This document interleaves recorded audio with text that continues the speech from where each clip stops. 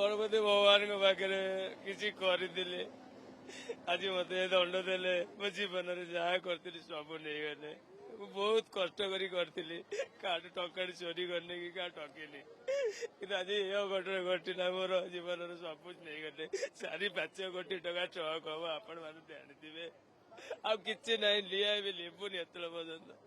ଆପଣ ଯେତେବେଳେ ଯାହା ଦେଇଥିଲେ ଭଗବାନ ସବୁ ନେଇଗଲେ ନିଆଁ ଲାଗିବାର କେତେ ସମୟ ଭିତରେ ଅଗ୍ନିଶମ ବିଭାଗ ଆସିଥିଲା?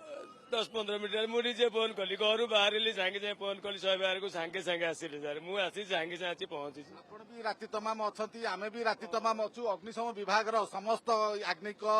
ଚେଷ୍ଟା କରୁଛୁ ସମସ୍ତେ ବହୁତ ଚେଷ୍ଟା କରୁଛୁ ସାର୍ କିନ୍ତୁ ଏ ପ୍ଲାଷ୍ଟିକ ଜଲ୍ଦି ଲିଭୁନି ଯେତେ ପ୍ରୟାସ କଲେ ବି ରାତି ସାରା ଆମେ ଠିଆ ହଉଛି ଲିଭୁନି ନିଆଁ ସାର୍ ଏତେବେଳେ ପର୍ଯ୍ୟନ୍ତ